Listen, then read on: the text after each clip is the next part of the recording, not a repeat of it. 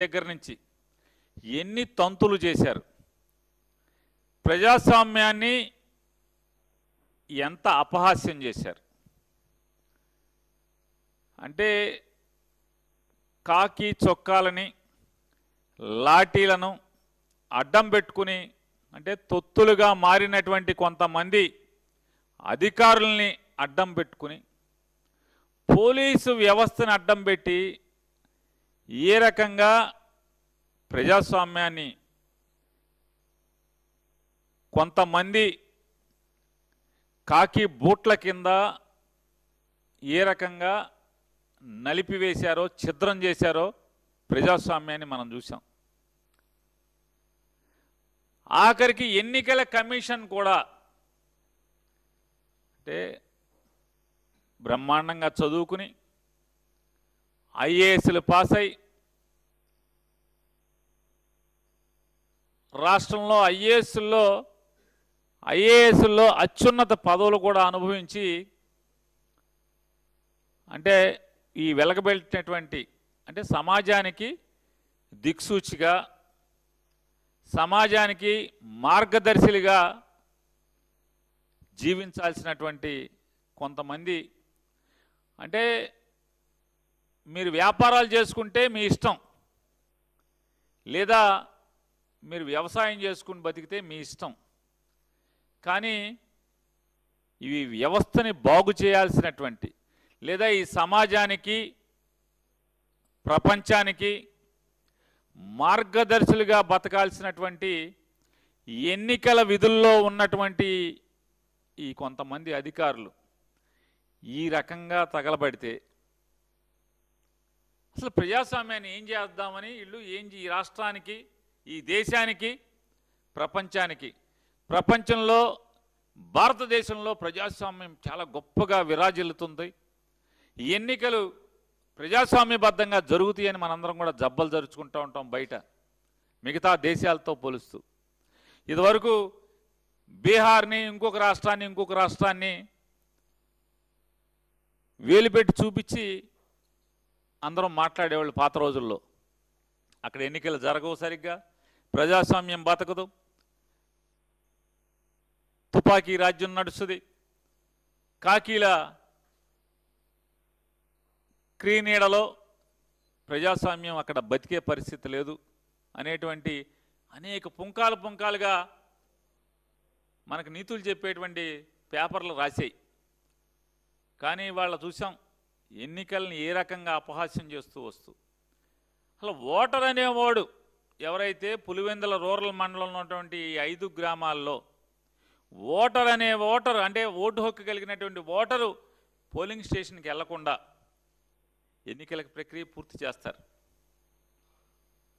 అసలు డ్రామా ఎంత అంటే స్క్రిప్ట్ అదొక సినిమా డైరెక్టర్ గారు రాస్తే ఎలా అయితే షూటింగు, సీక్వెల్స్, ఎడిటింగ్లు ఎలా చేస్తారో జాగ్రత్తగా అదే రకంగా మళ్ళీ 2 చిన్న గ్రామాలు తీసుకుని రీఎలక్షన్ అంటే మళ్ళీ ఎన్నిక జరుపుతామని చెప్తారు. ఈ తంతు చూసి వాళ్ళ నిన్న జగన్మోహన్ రెడ్డి గారు మీడియా ద్వారా ఈ సమాజాన్ని సర్వనాశనం చేస్తున్నటువంటి, ప్రజాస్వామ్యాన్ని కూనీ చేస్తున్నటువంటి నారా చంద్రబాబు నాయుడు ప్రభుత్వానికి, అంటే ఆ ఎన్నికల్లో ఏం జరిగిందో రాష్ట్ర ప్రజానికానికి కళ్ళ కట్టినట్టు ఆధారాలతో సహా చూపిస్తూ ఆయన ఈ ప్రభుత్వాన్ని నాకు ఈ సమాధానం చెప్పండి అని ఛాలెంజ్ చేశారు. ఆ ఛాలెంజ్లేటికి సమాధానం చెప్పకుండా దాంట్లో ఆయన చెప్పారు, జగన్మోహన్ రెడ్డి గారు, ఎస్ మేము న్యాయస్థానాన్ని ఆశ్రయిస్తున్నాం ఈ ఎన్నికల మీద, మరీ ప్రత్యేకించి పులివెందుల జెడ్పీటీసీ అలాగే ఒంటిమిట్ట జెడ్పీటీసీ ఈ 2 ఎన్నికల మీద మేము న్యాయస్థానాన్ని న్యాయం కోసం అర్థించడానికి వెళ్తున్నాం, కోర్టు మెట్లెక్కబోతున్నాం అని చెప్పి ఆయన నిన్న చెప్పారు. వెంటనే మళ్ళీ స్క్రీన్ ప్లే మార్చుకున్నారు.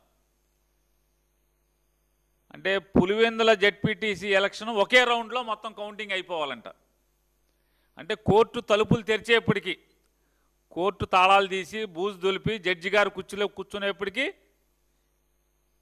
ఎన్నికైనట్టుగా ఈ ఎన్నికల పత్రం ఇచ్చేసేయాలి. ఎందుకంటే మళ్ళీ జడ్జి గారు ఈ ఆధారాలను చూసి మొత్తం ఎన్నికల కమిషన్ని కలెక్టర్ని 2 మొట్టికాయలు మొట్టి ఎలక్షన్ అంతా ఆపండి అంటాడేమో అని చెప్పని కంగారు, భయం, ఆదరా బాదరా. అంటే ఎన్నిక అయిందని పులివెందుల్లో మేము గెలిచామనేటువంటి ఇది గెలుపా? ఇది గెలుపా అని అడుగుతున్నాను. ఎవరిని మోసం చేస్తాను మీరు? మీరేమనుకుంటున్నారంటే ఈ రాష్ట్ర ప్రజల్ని ఏమారుస్తున్నాము మహా తెలివితేటలతో 45 ఏళ్ల అనుభవంతో 45 ఏళ్ల అనుభవంతో ఈ ఆంధ్ర రాష్ట్ర ప్రజల్ని ఏమారుస్తున్నామనేటువంటి పగటి కళలతోనే మీరు ఇవాళ ఈ పులివెందుల ఎన్నికల్ని ఏ రకంగా జరిపారో. కానీ ప్రజల అమాయకులా? ఇట్లాంటి నారా చంద్రబాబు నాయుడు గారు లాంటి వాళ్ళని ఎంతమందిని చూసుకుంటారు? ప్రజలు ఎప్పటికీ అమాయకులు గారు. మీరెన్ని మసిపూసి మారేడుకాయలు చేసి ప్రజలకి చూపిద్దాం అనుకున్నా, పులివెందుల్లో మొదటిసారి ప్రజాస్వామ్యం బతికించాం అని చెప్పని ఈ డ్రామాలకి మీరు ఎన్ని చేసినా కూడా కళ్ళకు కట్టినట్టు ఇవాళ మీడియా అంతా చూపించింది. అంతా ఆంధ్రజ్యోతి, అంతా ఈనాడు, అంతా TV5 కాదు కదా. ఏదోటి న్యూట్రల్గా పనిచేసేవాళ్ళు కొంతమంది ఉన్నారు. వాళ్ళు ఈ ప్రపంచానికి చూపించారు ఆల్రెడీ అక్కడ ఏం జరుగుతుంది అని చెప్పని. వెనకటికేదో చెప్పిన సామెతగా ఎవడే అంటే వీళ్ళ బతుకు బాండారాన్ని వీళ్ళే బయటెట్టుకున్నారు. ఎందుకని? ఘనమైన జిల్లా కలెక్టర్ గారు, కడప జిల్లా కలెక్టర్ గారు చాలా గొప్పోడు,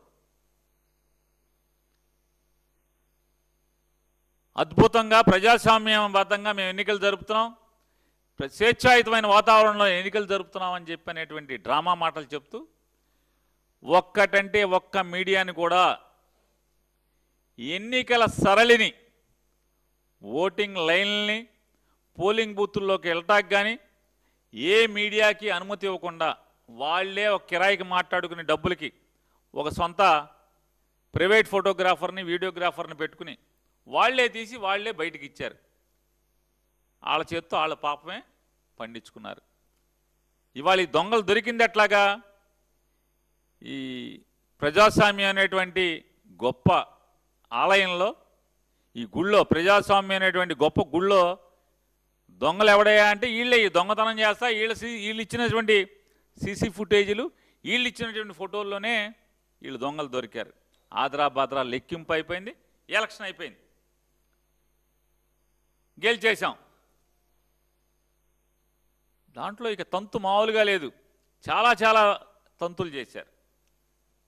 నిన్న మేము నారా చంద్రబాబు నాయుడు గారిని నీ 45 ఏళ్ళు 50 ఏళ్ల అనుభవాన్ని ప్రశ్నిస్తున్నాం. జగన్మోహన్ రెడ్డి గారు నీకంటే చిన్నవాడైనటువంటి 5 సంవత్సరాలు మాత్రమే ముఖ్యమంత్రిగా ప్రభుత్వాన్ని నడిపిన అనుభవంతో కేవలం 12 సంవత్సరాలు 13 సంవత్సరాలు వయసు ఉన్నటువంటి ఒక రాజకీయ పార్టీ అధ్యక్షుడిగా మిమ్మల్ని కొన్ని అడిగారు. ఏమడిగారు?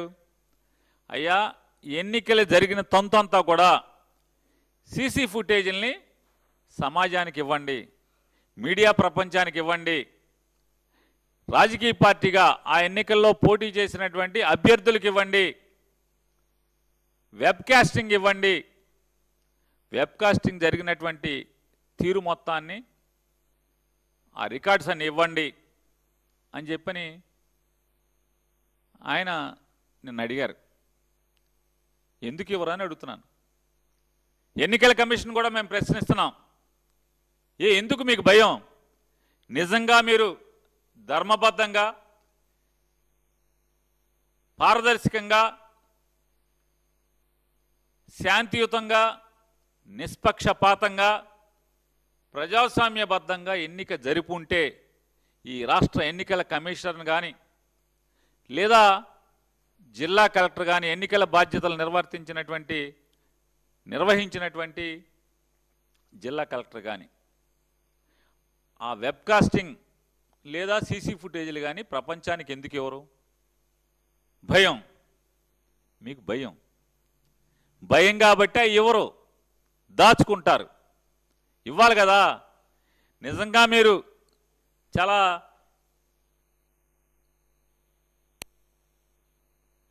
ఇంకా లోకేష్ గారు, కలెక్టర్ గారు, వీళ్ళందరూ చాలా ఉన్నాయి.